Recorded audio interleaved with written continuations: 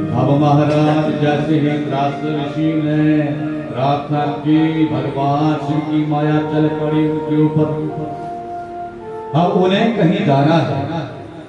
अब जैसे ही माता यमुना के किनारे आए तो शिव माया से उस दिन नाव भी कोई दिखाई नहीं दी। भगवान शिव की माया से यमुना किनारे कोई भी नाव नहीं थी। वो मत्स्य गधा अकेली नाव लेकर के खड़ी थी। और सज्जनों, जैसे ही ऋषि पराशर का वहां पर आगमन हुआ, ऋषि पराशर ने कहा कि देवी, मैं यमुना के उस पार जाना चाहता हूँ, क्या तुम मुझे उस पार ले चलोगी? देवी कन्या ने, मत्स्य गधा ने कहा कि पहले मैं आपके चरण पर करना चाहती हूँ, चरण धुलाना चाहती हूँ। पहले मुझे आप इस मौके को दीजिए, फिर आप निश्चिंत होकर के मेरे नाम बैठ करके इस बार चल सकते हैं। हाँ, उस कन्या ने उनके चरण धुलाए, चरणों का प्रक्षालन किया। और जैसे ही नाव के बीच में बैठ के उसी माया का दूसरा झटका पराशर ऋषि के ऊपर। हजारों स्वर की अप्सराएं आज तक पराशर ऋषि के मन को मोहित नहीं कर पाए, उनकी भक्ति को, तपस्या को नहीं जगा पाए।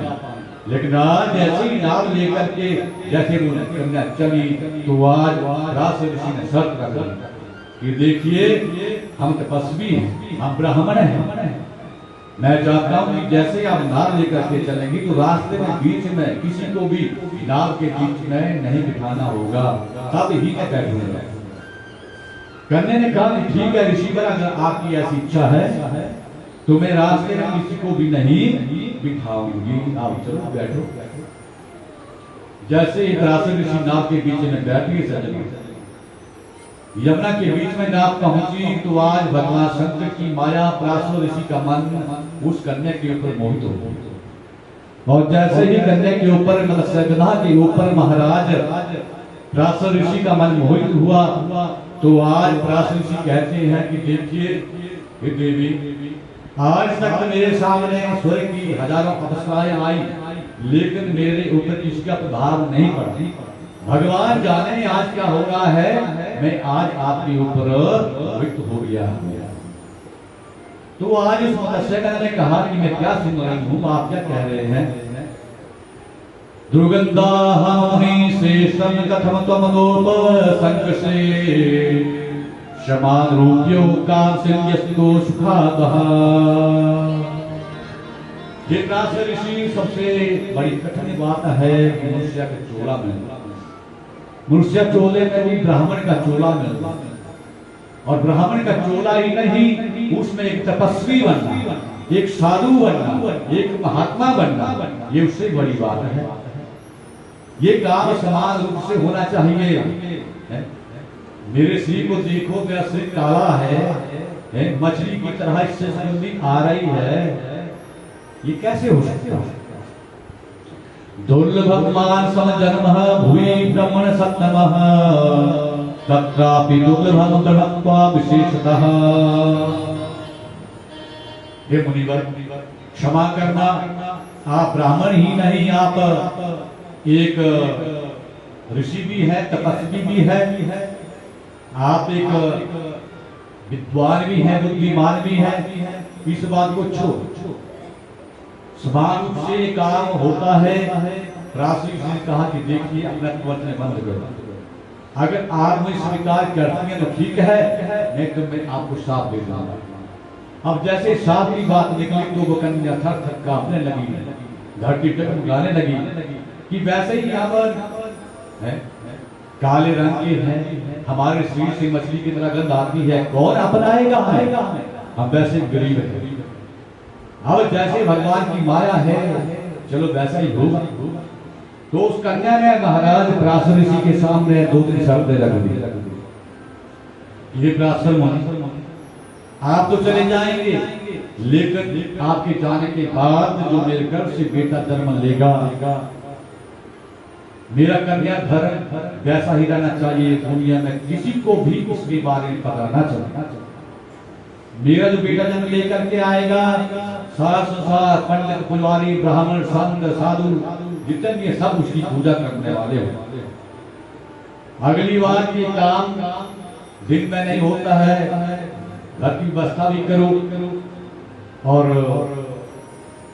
तीसरी बात कि जो मेरे शरीर से ये मछली की तरह गंध आ रही है, अगर आप मेरे मन की इच्छा को पूर्ण करना चाहते हैं तो हमेशा हमेशा की ये गंध भी चली जाए, मेरा शुद्ध रूप हो जाए।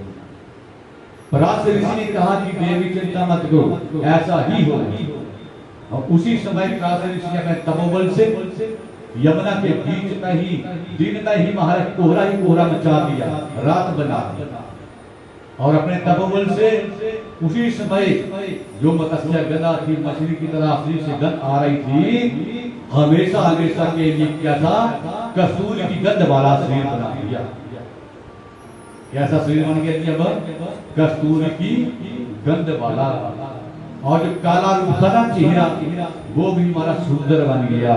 और पराशर ऋषि ने कहा कि देवी चिंता मत करो, आज के बाद आपका मत्स्य गंधा जो नाम है, ये नाम भी बदल जाएगा। आपका नाम सत्यावती हो जाएगा। क्या नाम हो जाएगा? जरा जोर से बोलो। और आपकी शादी एक राजा के साथ होगी, और वो राजा चक्रवर्ती सम्राट होंगे, दुनिया में उनका नाम होगा। इतना ही नहीं, आपके घर से जो बेटा जन्म लेकर के आएगा, वो साक्षात विष्णु अवतार होगा। और वो भी आकर के इस धरती के ऊपर धर्म ग्रंथों का प्रचार करेगा, धर्म का प्रचार करेगा, शास्त्रों का निर्माण करेगा।